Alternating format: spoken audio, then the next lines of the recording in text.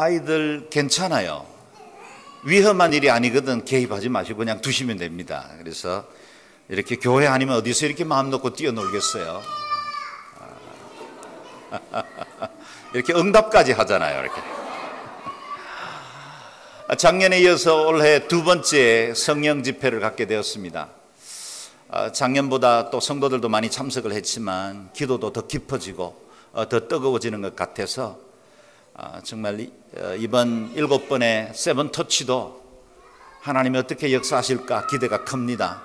사실은 제가 마지막 날 설교를 하고 싶었지만 유명 강사님들을 모시다 보니 그분들의 일정에 맞추고 제가 남는 시간 하나를 택해서 오늘 이렇게 설교하게 되었습니다.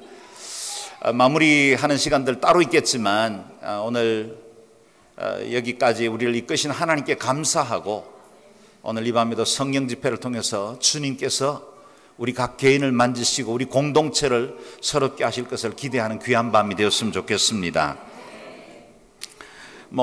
금요 성령 집회 하면서 몇 분들도 그런 말씀을 하셨지만 그냥 매주 금요일마다 1년 내내 모였으면 좋겠다 그런 말씀도 하셨어요. 지금 아멘 하시면 제가 힘듭니다.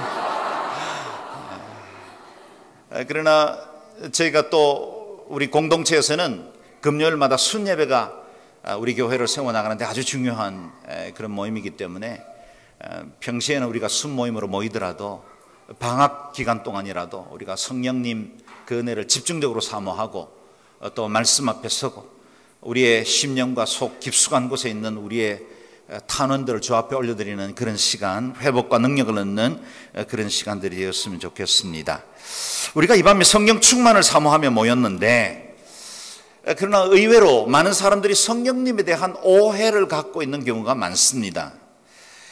때로는 좌로우로 치우치기도 하고 그래서 신비주의나 은사주의에 빠지기도 하고 또 성령님의 본질에 대해서 제대로 이해하지 못하기 때문에 성령님을 마치 물질 또는 에너지, 파워 정도로 여기는 사람들이 없지 않습니다. 그래서 오늘 본문 말씀을 우리가 묵상하기 전에 먼저 성령님을 7가지로 제가 정리를 해보았습니다.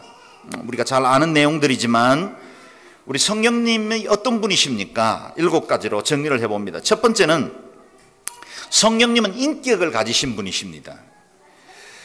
인격의 요소가 무엇입니까? 지정의죠. 우리도 이 인격을 가지고 있습니다. 아십니다, 느끼십니다, 뜻을 가지십니다. 이 지정의를 가지신 성령님이기 때문에 성령님은 각 사람들에게 일하시고 역사하실 때 우리의 인격을 배제하지 않습니다. 마치 번개가 칠 때 아무데나 때리지 않고 금속 성분이나 자성을 이끌어내는 곳에 가서 때리듯이 성령님도 우리 가운데 역사하실 때 아무 곳에나 일하지는 않습니다. 물론 특별한 경우에 아무런 성령님에 대한 사모함도 또 성령님에 대한 기대도 없는데 어느 날 성령님께서 그를 역사 가운데 쓰시기 위해서 강권적으로 붙드시고 능력으로 충만케 하는 일들이 없지는 않습니다. 그러는 경우는 굉장히 드뭅니다.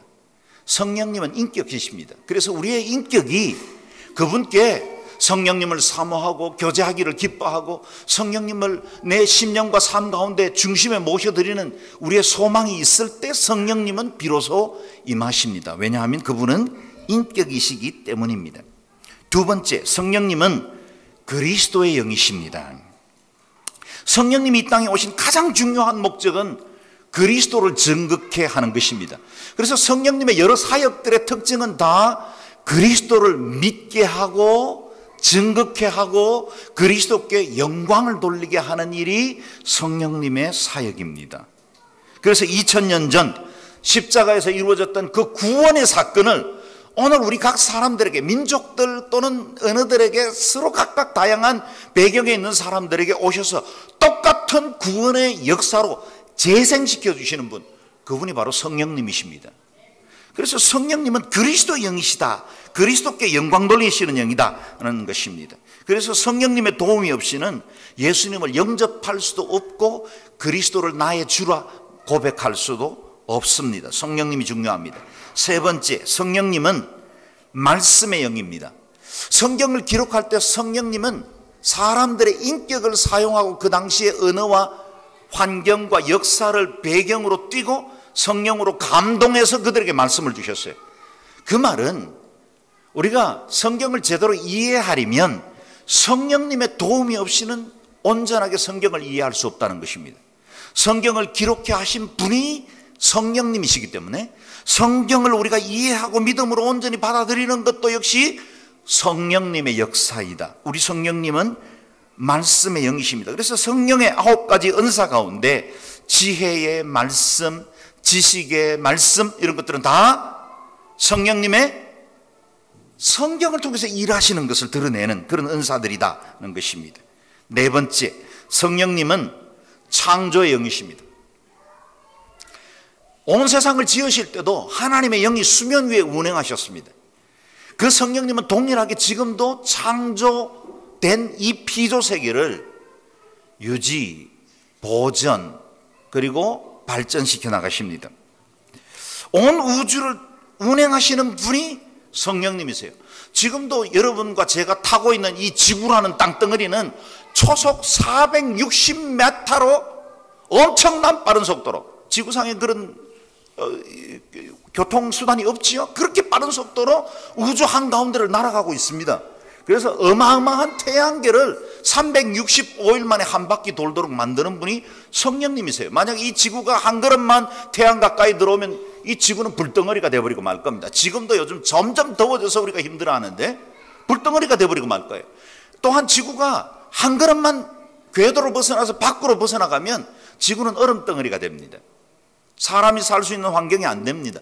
이 정확하게 온 우주를 유지하고 보존하고 운행하시는 분이 성령님이십니다.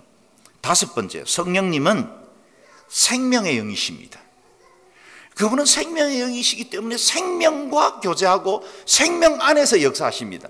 그래서 우리가 예수 그리스도를 구주로 영접할 때 우리로 거듭나게 하시고, 그 다음에 거듭난 우리의 영혼을 성장하게 하시고 변화받게 하시는 분이 성령님입니다. 그래서 성령님이 우리 안에 거하셔서 죄를 이길 수 있을 만한 영적 항생제 역할을 해주십니다. 성령님은 우리 안에 거하셔서 어떤 시험이나 유혹, 그리고 때로는 시련을 당할 때 이길 수 있는 힘도 주십니다. 그분이 누구십니까? 성령님이십니다. 성령의 9가지 열매, 그것은 그리스도의 9가지 성품, 속성을 말해주고 있죠. 다시 말하면 그 성령님의 9가지 열매, 사랑과 희락과 화평과 오래 참음과 자비와 양선과 충성과 온유 절제, 이것은 생명의 열매죠. 우리 안에서 이와 같은 그리스도를 닮아가게 하고 성령의 열매를 맺게 하는 것은 그분이 생명의 영이기 때문에 가능한 것입니다. 여섯 번째, 성령님은 권능의 영이십니다. 우리 성령님은 능력이 무한하십니다.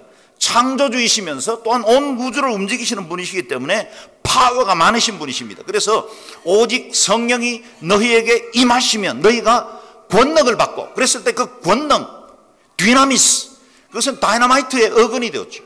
모든 사람들에게 파워를 공급해 주시는 분이 성령님이십니다. 성령님은 권능의 영이십니다.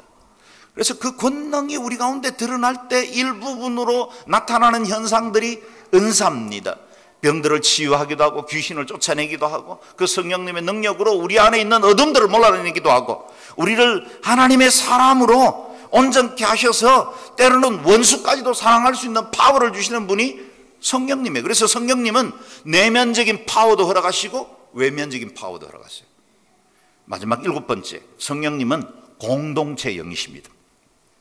120명의 사람들이 마가의 다락방에 모였을 때 임하셨습니다. 우리 예수님은 너희가 두세 사람이 모인 곳에 내가 너희들과 함께 하겠다. 그것이 소수이건 120명의 사람이건 공동체적으로 임하십니다. 물론 성령님이 역사하시는 건 각 개인적이에요. 오늘 이 밤에 여기 오셨는데 어떤 사람은 성령 충만 받고 굉장히 깊은 은혜를 누리고 돌아가는데 어떤 사람은 그러지 못하는 분들도 있을 수 있어요. 그러나 성령님은 항상 공동체적으로 임하십니다. 그 말은 우리 성령님은 교회의 영이시라는 뜻입니다. 성령님은 교회를 사랑하십니다. 교회를 해방하거나 교회를 얻게 하는 것을 성령님은 정말 마음 아파하시고 단식하십니다. 성령님은 매는 줄로 하나 되게 하시는 사랑의 영입니다. 성령님은 우리 각인의 각각 개성과 우리가 이해하고 있는 그 믿음의 정도들을 하나로 묶어서 아름다운 교회 공동체를 이루어가기를 원하세요. 성령님은 공동체의 영이십니다. 위에 7가지 성령님의 특성을 잘 이해하면 성령 충만이 쉽습니다. 왜냐하면 그분의 인격을 우리 마음속에 모셔드림으로 우리가 그분과 교제하는 그런 기초적인 지식이 세워지는 것입니다.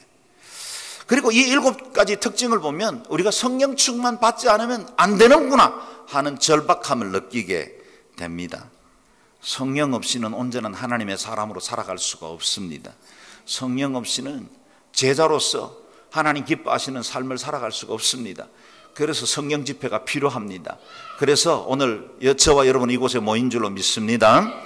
말씀하시는 성령님, 그분을 만날 준비가 되셨습니까? 이제 본문으로 들어갑니다. 26절 27절 말씀을 한 목소리로 같이 읽겠습니다. 시작. 성령께서도 우리의 연약함을 도와주십니다.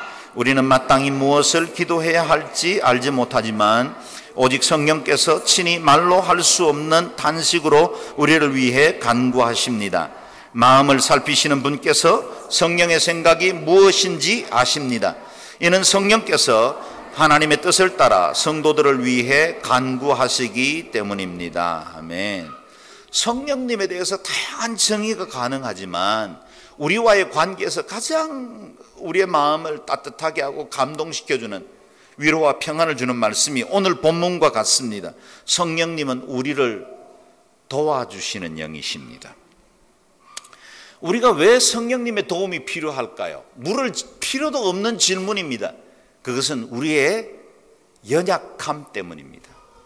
우리의 연약함 때문에 우리는 성령님의 도움이 꼭 필요한 존재라는 사실을 인식하는 것이 중요합니다.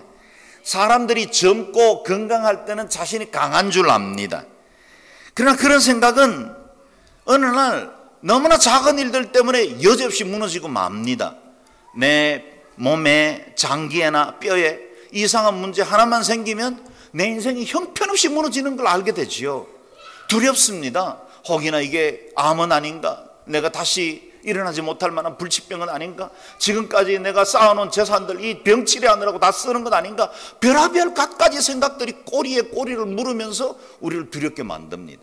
우리 그리 강한 사람들 아닙니다. 심한 편두통이나 치통만 시작돼도 일에 집중할 수 없습니다. 저도 아버지께 물려받은 유산 중에 하나가 편두통이었는데 정말 고통스럽습니다. 편두통을 알아보지 않은 사람들은 제 말이 무슨 말인지 이해 못할 겁니다. 그때는 정말 아무런 생각도 나지 않아요. 죄송합니다. 이 하나님조차도 제대로 바라보기 힘들 때가 많습니다.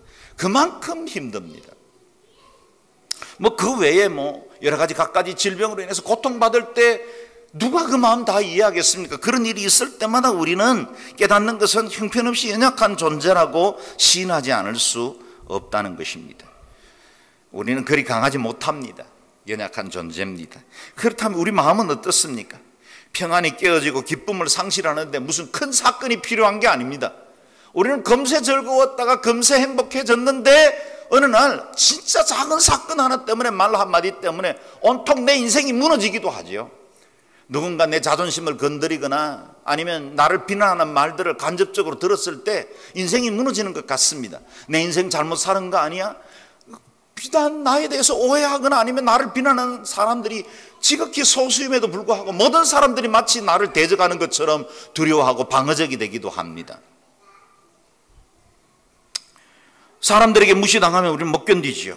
남편이나 아내, 우리 자녀들이 가시돋친 말 한마디만 해도 내 삶 그냥 이대로 접어버리고 싶다 이런 생각 드는 때도 있습니다. 우리 그렇게 연약한 존재입니다. 일어나지도 않을 일들 불안해하고 염려를 쌓으며 삽니다. 외로움과 두려움이 늘 우리 마음 한켠에 도사리고 있다가 마치 기회만 되면 내 감정에 환경만 주어지면 그것들이 불쑥 일어나서 내 인생을 지배하려고 들 때가 얼마나 많습니까?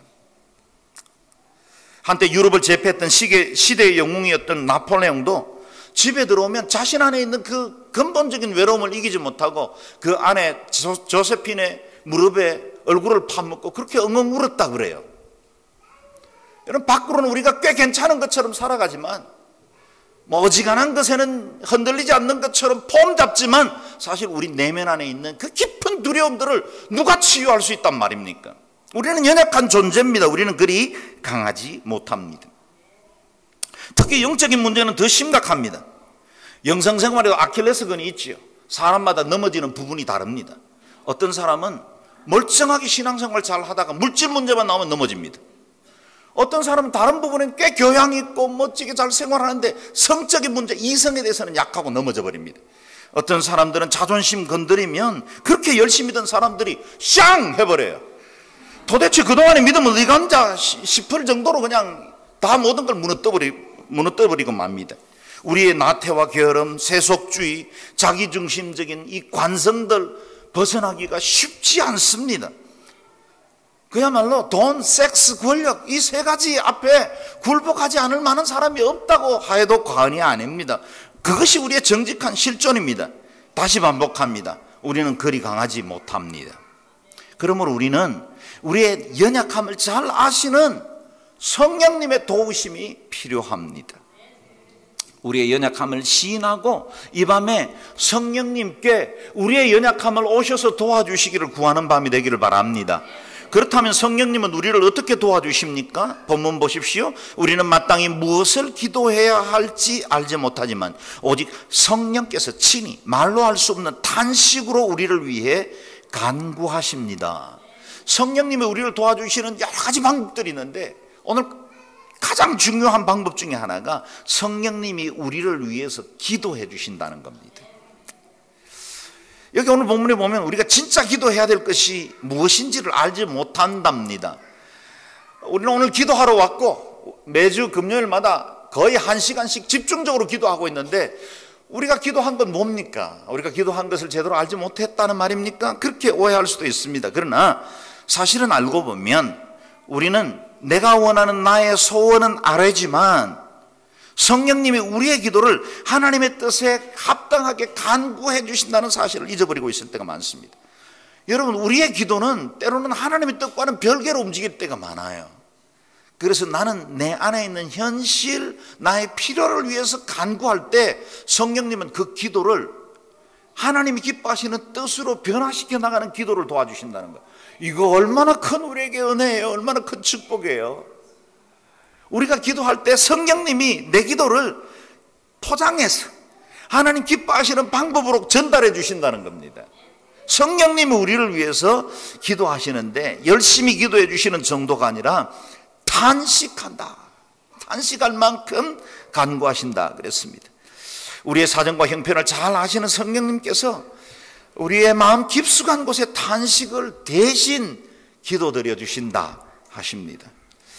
이 성령님의 탄식 기도가 우리에게 큰 도움인 이유가 있습니다. 무엇보다 하나님께서 우리 성령님의 그 기도를 잘 알고 계신다는 사실입니다. 27절 말씀 다시 한번 읽어보겠습니다. 시작. 마음을 살피시는 분께서 성령의 생각이 무엇인지 아십니다. 이는 성령께서 하나님의 뜻을 따라 성도를 위해 간구하시기 때문입니다. 아멘. 여기 마음을 살피시는 분이 누구지요? 하나님이십니다. 그 하나님은 성령님의 생각을 잘 아신대요. 성부, 성자, 성령 세 분은 한 분이십니다. 그래서 세 분은 서로의 뜻을 잘 알고 계세요. 물론 하나님이 우리의 기도를 직접적으로 이해 못하거나 우리가 무슨 말을 해야 되는지 우리의 기도가 어떤 것인지에 대해서 잘 몰라서 성령님의 기도를 대신 도움받는 것, 그것 아닙니다. 다 아시죠? 그러나 성령님은 우리 가운데 거하셔서 우리의 영의 필요들을 잘 아시고 사람의 언어를 하늘의 언어로 바꿔서 하나님께 올려드리는 분이시다라는 거예요. 그래서 성령님의 뜻을 잘 아시는 하나님이 그 기도를 들으신다면 결국 누구의 기도를 들으십니까? 저와 여러분의 기도를 들으세요.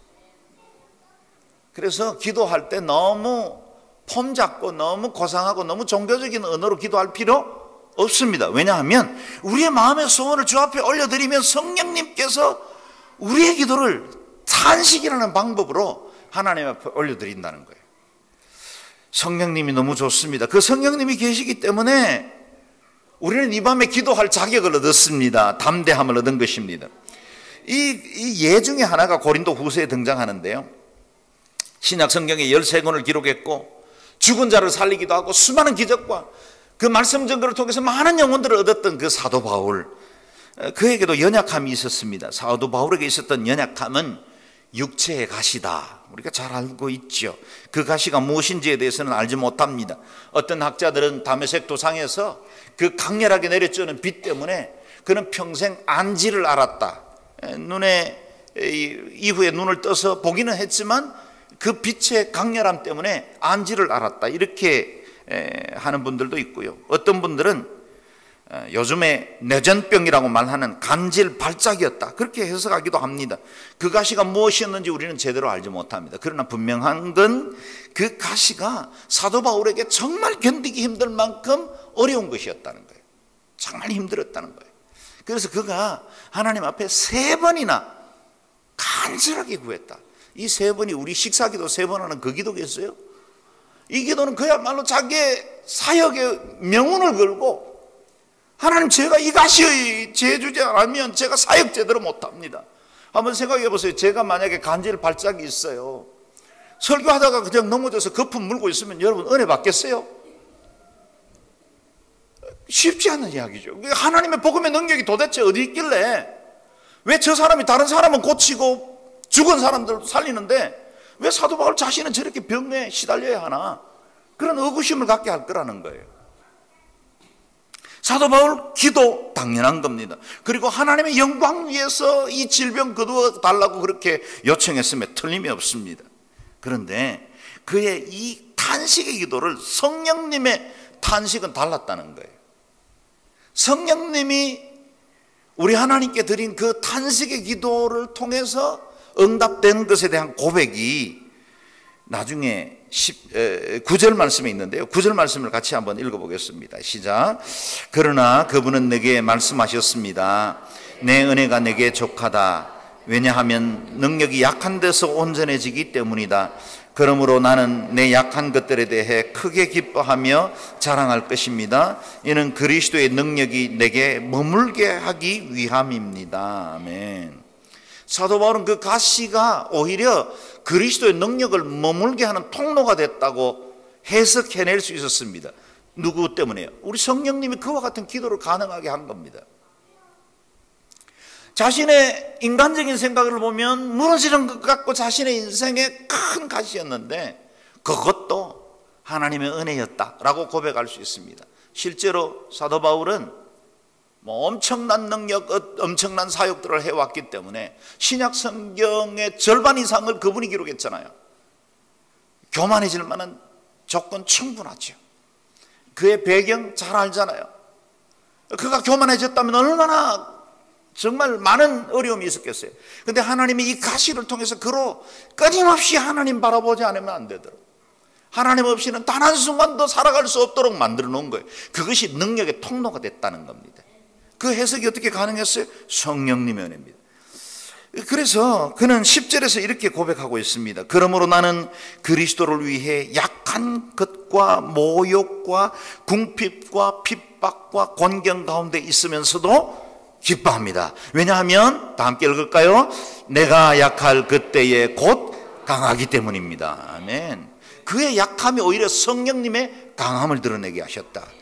약함이 성령님께로 통과되면 복으로 형질이 바뀝니다. 우리의 마음의 소원도 기도하다 보면 기도의 내용이 바뀝니다. 처음에는 내가 원하는 것만 요구하는데 어느 날 기도하다 보면 성령님께서 내 기도의 내용들을 바꾸세요. 그래서 하나님 기뻐하시는 기도의 내용들로 바꿔지고 더 성숙되게 하나님의 마음을 알아가기 시작하는 겁니다.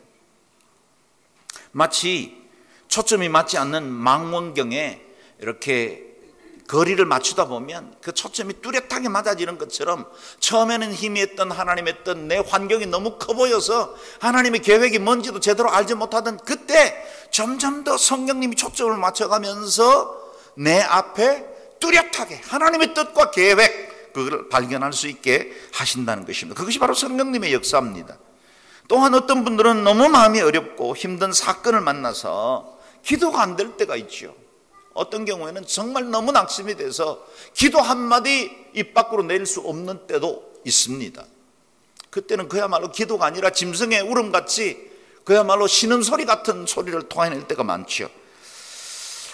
그 힘든 기도가 목구멍 밖으로 나오지 않는 그 신음소리가 있을 그때에 우리 주님께서 기도할 수 없을 때 성령님의 은혜로 우리의 기도를 도우신다는 겁니다. 구체적인 언어가 아니어도 괜찮습니다. 아무것도 할 수 없이 그냥 맥없이 주저앉아 있을 때도 성령님이 날 위해서 대신 간구하신다는 것입니다. 그래서 마음을 위로하시고 어루만지시고 내 생각이 점차로 정리되고 감정을 주님 앞에 올려드리고 하나님 앞에서 이 모든 문제에 대한 해석이 이루어지기 시작하고 그것을 해결해낼 수 있는 용기를 얻기 시작하는 겁니다. 우리가 잘 아는 찬양 하나 고백할까요? 당신이 지쳐서 기도할 수 없고 눈물이 빗물처럼 흘러내릴 때 주님은 우리 연약함 아시고 사랑으로 인도하시네.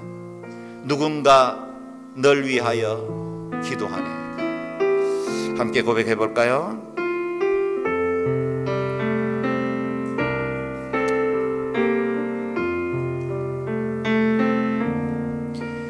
당신이 지쳐서 기도할 수 없고 눈물이 빗물처럼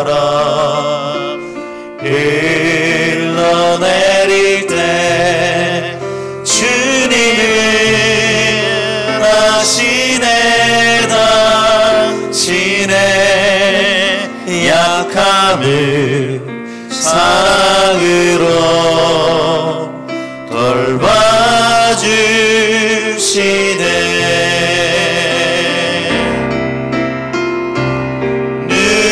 누군가 널 위하여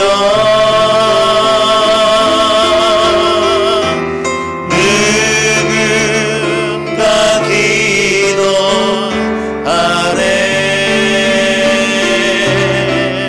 내가 홀로 외로워서 마음이 무너질 때 누군가 널 위해 기도하네.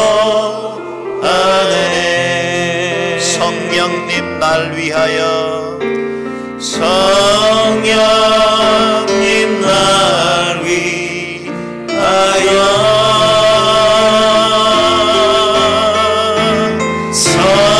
성령님 기도하네.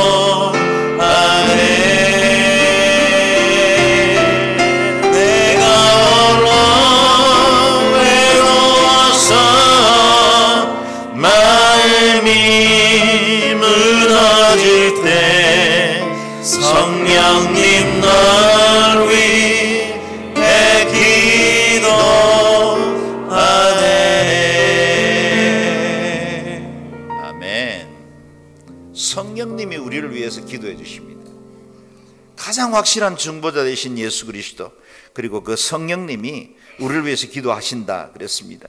그리고 우리가 놓치지 말아야 할 메시지가 하나 더 있습니다. 26절 27절은 모두 현재형으로 이루어져 있다. 문법적으로 보면 현재형 단어들만 쓰고 있다라는 겁니다. 과거에 도우셨다는 것 아닙니다. 미래에 도우실 것이라는 말씀도 아닙니다. 26절에 보면 우리의 연약함을 도와주십니다. 우리를 위해 간구하십니다. 현재형이죠. 27절 성령의 생각이 무엇인지 아십니다. 성도를 위해 간구하시기 때문입니다. 다 현재형입니다.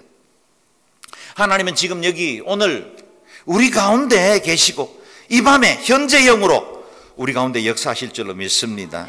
그 성령님이 오늘 우리 밤에 우리의 연약함을 도우시고 우리의 기도를 하나님의 뜻에 바뀌도록 변화시켜 주시고 재해석하게 해 주십니다.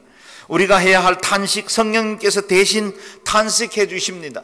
우리가 남모르게 흘렸던 눈물과 그리고 그 깊은 한숨을 우리 주님께서 염려를 제하시고 근심을 새롭게 하셔서 우리 안에 있는 한을 풀어주시는 분이 성령님이십니다.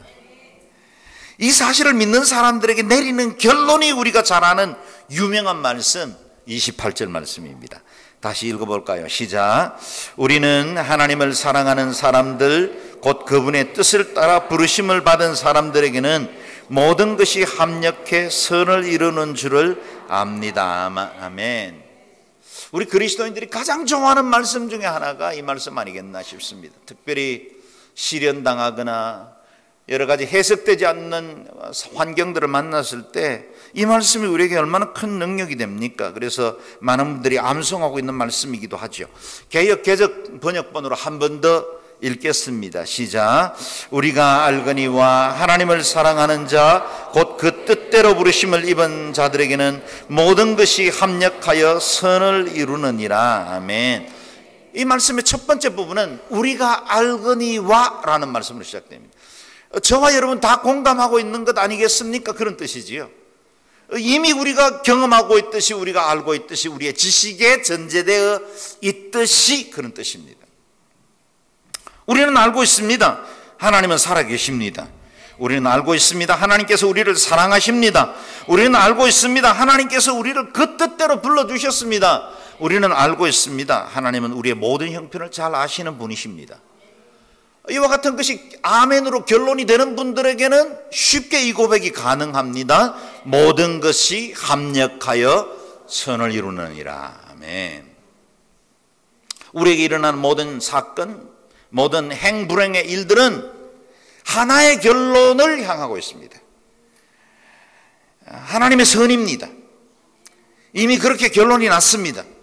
우리는 결론을 알고 사는 사람들입니다. 우리는 어떤 환경, 어떤 조건을 만나든지 마지막 결론은 하나님의 선을 이루게 될 것입니다. 그 과정에서 일어나는 수많은 사건, 사고, 하나님의 선을 이루어 나가기 위한 과정으로 받아들이시면 틀림이 없습니다. 얼마 전에 본방사수를 유혹했던 16부작 드라마 태양의 후예 보셨습니까? 요즘은 무슨 드라마가 유행하는지 모르는데 정말 감사하게도 이번 주간엔 그런 드라마 없지요. 너무 인기 있는 드라마가 금요 성령 집회하고 겹치면 성도들의 참석률에도 영향을 미칠 것 같아서 염려했습니다. 다행히 그런 거 없는 것 같습니다. 저는 물론 태양의 후예 제대로 본 적이 없습니다. 두어 편 보기는 했습니다. 보기를 잘했죠. 왜냐하면 우리 교회에 요즘 많이 등록하는 성도들이 아름수리 아파트, 특전사, 태양의 후예들이기 때문에 그래도 그 이야기라도 알아야 제가 뭔가 이 대화가 물고가 트이는데. 그런데 뭐 태양의 후예 16부작이든 뭐 18부작이든 해나가던 거 보면 드라마 내용 다 뻔하잖아요. 위기도 만나고 또 여러 가지 뭐 관계도 끊어졌다가 어느 날 연결되고, 그래서 맨 마지막에는 해피엔딩이 됩니다. 심지어는 송중기가 죽어서 제사 지내는데 그날 나타났잖아요. 이거 말도 안 되는 설정인데 그래도 아줌마들에게는 그래야 행복한데 어떡하겠어요.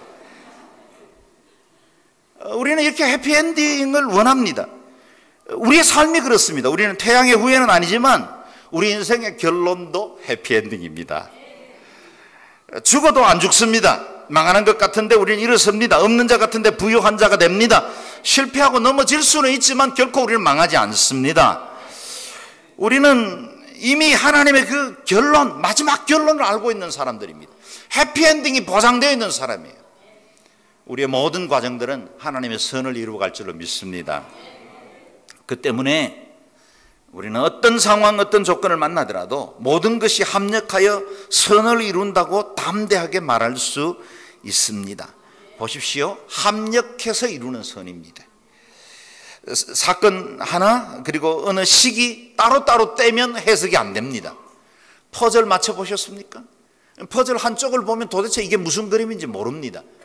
뭐 저는 우리 아이들하고 1000개짜리 퍼즐을 한번 해본 적이 있습니다.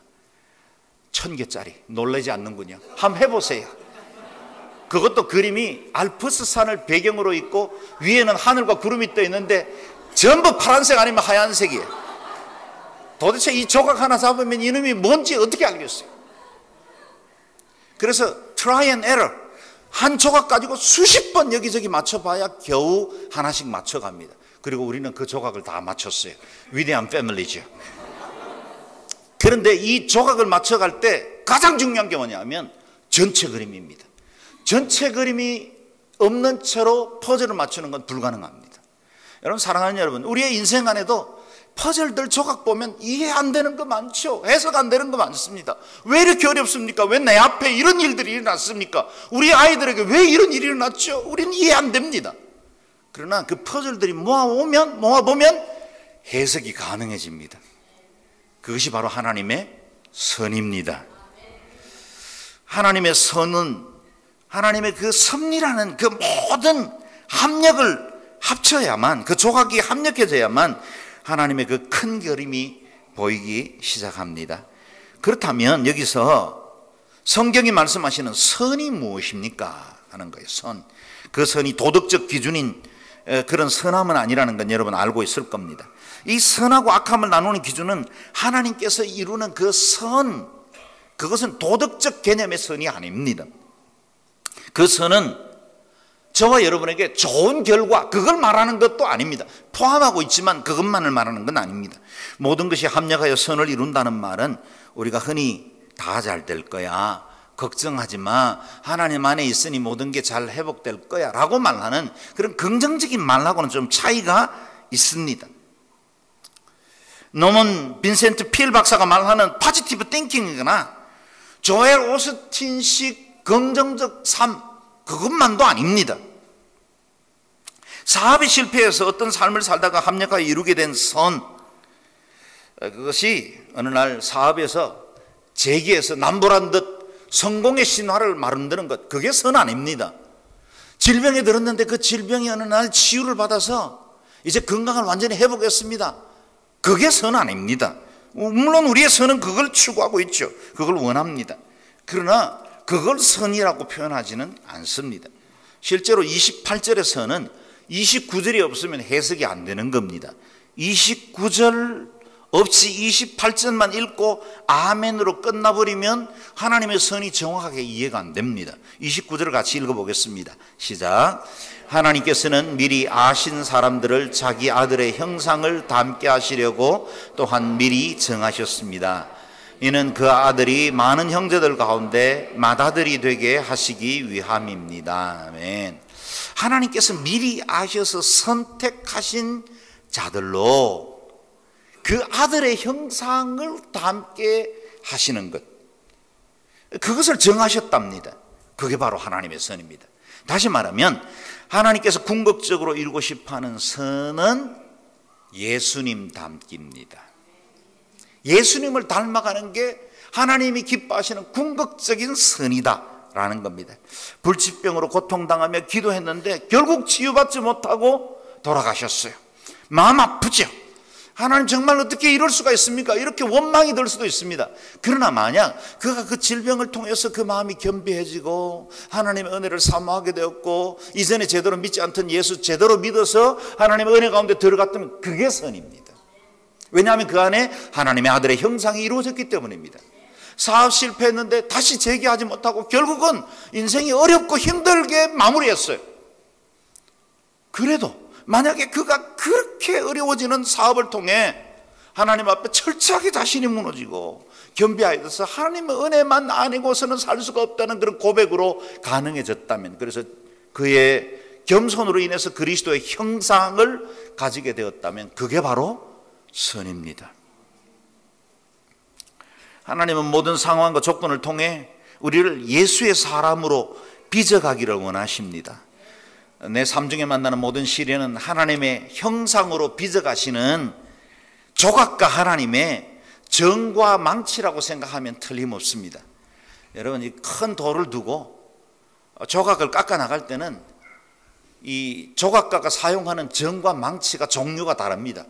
처음에는요, 이렇게 큰 돌은 아주 큰 정과 큰 망치로 깨내요. 예수 제대로 안 믿고 교만 떨면 그때는 큰 정이 날라옵니다. 그러나 우리가 그리스도 형상이 점점 나타나기 시작하고 주를 닮아가기 시작하면 아주 미세한 정 가지고 작은 나무 망치로 두들기기 시작해요. 그래서 아주 매끄럽게 우리의 형상을 만들어가는 거예요. 우리가 하나님 앞에 주의 형상, 아들의 형상을 닮아가는 그 기간 동안에 조각가 되신 하나님이 나를 그렇게 빚어가실 때 때로는 큰 시련도 옵니다. 그때는요, 나를 더 겸비케 하시고 나로 더욱더 하나님 사랑하지 않으면 안 되는 존재라는 걸 깨닫게 하는 하나님의 정끝이라 생각하면 틀림이 없습니다. 천국이 좋은 것은 모든 환경이 완벽하고 모든 것이 다 갖춰져 있어서가 아닙니다. 거기 하나님이 계시기 때문이죠. 그리고 예수님 닮은 사람들이 서로 사랑하고 한 마음으로 주님의 영광을 위해 찬양하고 예배하는, 그게 바로 천국 아니겠습니까? 오늘 이 밤이 바로 그런 천국이 될 수 있습니다. 여러분 마음속에 천국이 시작되었습니다. 우리는 오랜 세월이 지나갈수록 늙고 초라해지고 연약해지는 게 아니라 우리 속에 예수 그리스도의 형상으로 점점 더 아름다워지고 있는 거예요. 세월 지나갈수록 우리는 더 멋진 사람이 될 줄로 믿습니다. 저는 제가 돌아볼 때 20년 전 도목사하고 지금 20년 후에 도목사는 진짜 많이 달라졌어요. 우리 아내가 잘 압니다. 저는 시간이 지나갈수록 점점 더 주님 닮아가고 있어요. 그리고 여러분 어느 날 20년 후에 저를 만나면 제가 진짜 더 멋있는 목사가 돼 있을 거예요. 아멘 하신 25분 더 복 받길 바랍니다. 여러분 우리 안에 그와 같은 소망이 있어야 됩니다. 내가 늙어지면 시간이 지나면 나는 이제 무력해지고 아무것도 할 수 없는 존재가 되는 게 아니라 세월이 지나갈수록 더욱더 그리스도를 닮아가고 더욱더 주님의 그 은혜 가운데 깊이 나아가서 그때는 주님이 큰 정끝을 댈 필요도 없어요. 이렇게 토닥토닥 그렇게 해서 뭐 마지막 우리가 인생을 마무리할 때까지 이 조각이 끝나지는 않겠지만 그럼에도 불구하고 우리는 더욱더 그리스도의 아름다운 형상으로 변화되고 있는 것입니다. 이 찬송 아십니까? 예수도 알기 원하네 크고도 넓은 은혜와. 다 함께 고백하겠습니다.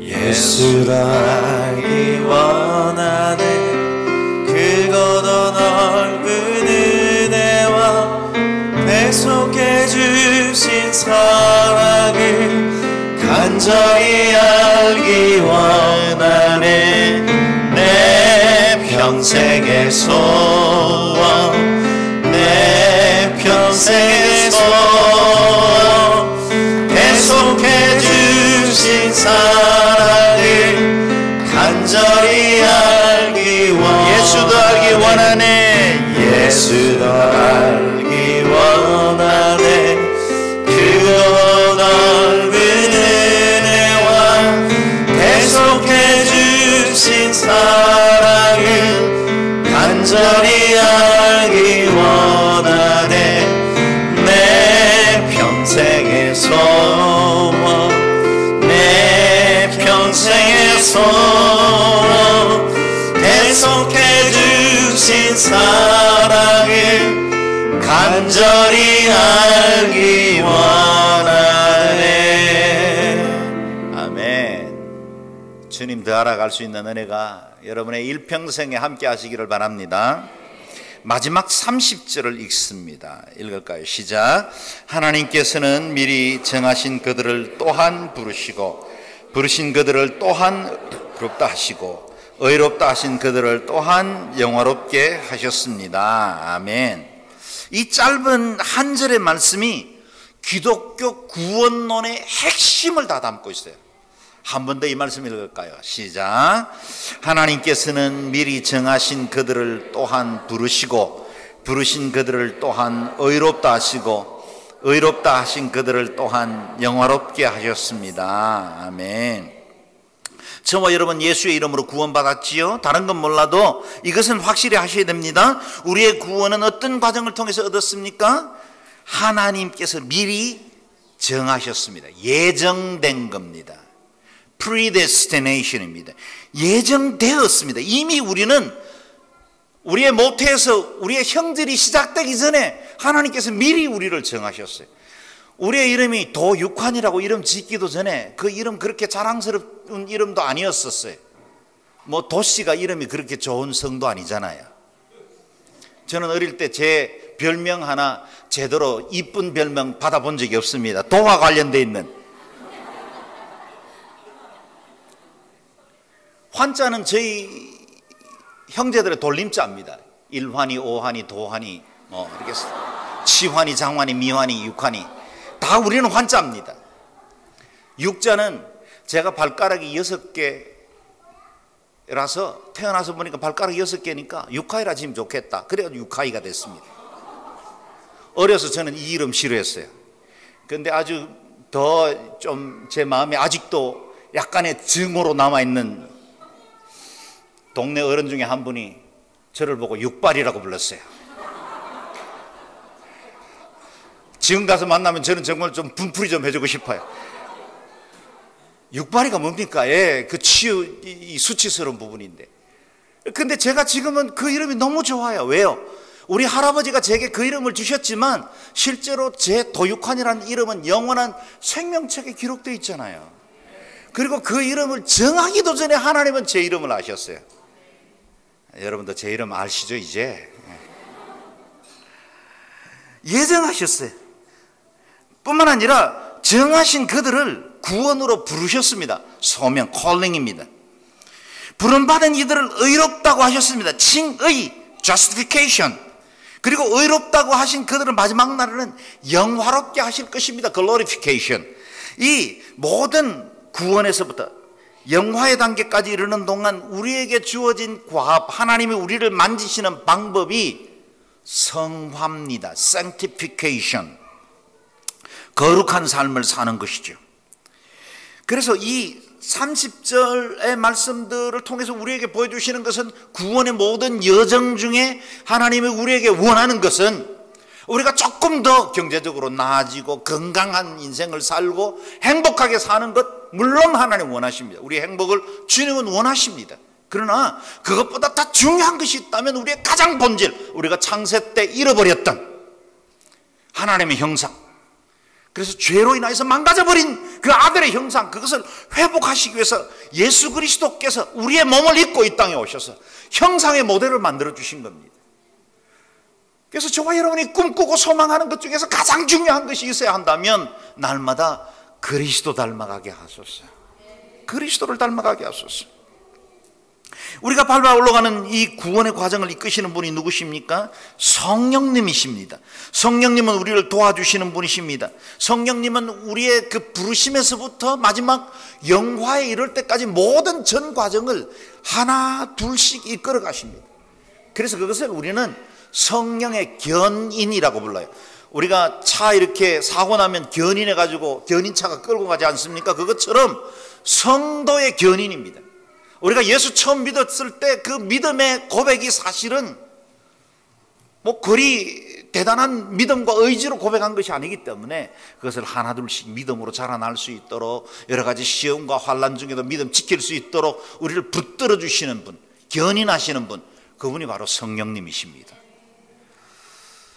그래서 그 성령님께는 별명이 있죠. 우리가 잘 아는 별명입니다. 보혜사, 파라클레토스입니다. 보혜사라는 뜻은 곁에서 도와주시는 분이라는 뜻입니다. 요한복음 14장 16절 말씀 같이 읽어보겠습니다. 시작. 내가 아버지께 구할 것이니 아버지께서 너희에게 다른 보혜사를 보내셔서 너희와 영원히 함께 있도록 하실 것이다. 아멘. 여기 본문에 보면 다른 보혜사를 보내시겠다 그랬어요. 그러면 이전에 또 다른 보혜사가 있었다는 뜻 아니겠습니까? 지금 성령님이 우리에게 다른 보혜사라면 그럼 또 다른 보혜사는 누구십니까? 예수 그리스도세요. 예수 그리스도. 이 땅에 육신을 입고 오셔서 우리의 그 모든 질고와 시험들을 몸으로 겪으신 하나님, 그분이 바로 보혜사시죠. 우리를 구원하시고 치유하시고 사랑하시고 선한 목자가 되어줘서 이끌어주시는 하나님, 그분이 바로 보혜사 예수 그리스도십니다. 그러나 육체로 오신 주님은 우리와 계속 계실 수는 없습니다. 왜냐하면 그분이 머무시던 땅은 팔레스타인 땅 일부분이었습니다. 그리고 시간적으로는 2000년 전에 이 땅에 오셨죠. 그러므로 주님이 우리와 영원토록 함께 하시기 위해서 또 다른 보혜사를 보내신 거예요. 그분이 누구십니까? 누구십니까? 누구십니까? 그 성령님 사모해야 된다는 거예요. 그 성령님이 우리 안에 거해야만 온전한 구원을 받을 수 있습니다. 그 성령님이 거해야만 우리가 예수의 사람으로 살 수 있고 믿음도 지킬 수 있고 시험도 이길 수 있고 고난도 극복할 수 있습니다. 예수님 닮아갈 수 있습니다. 거룩한 삶을 살 수 있습니다. 성령님, 그 성령님으로 충만해져야 마지막 날에 우리가 영화에 이를 때까지 우리가 우리의 믿음을 온전하게 지켜나갈 수 있습니다. 우리를 도우시는 분은 누구십니까? 저와 여러분과 영원히 함께 하시는 분은 누구십니까? 우리를 그 구원을 끝까지 지키게 하시는 분은 누구십니까? 우리를 영원롭게 하실 때까지 도우시는 분이 누구십니까? 성령님입니다. 오늘 성령님의 목말라 하고 사모할 수 있기를 바랍니다. 우리의 연약함을 도우시는 그 성령님, 오늘 이 밤에 우리의 기도를 도우실 겁니다.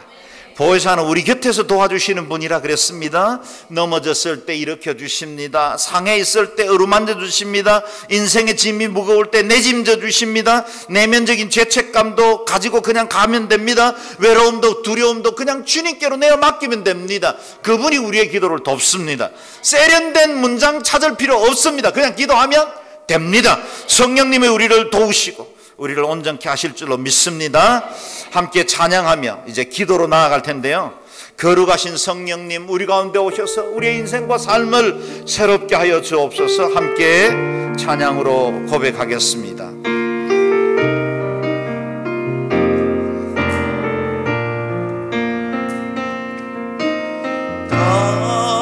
거룩하신 성령이여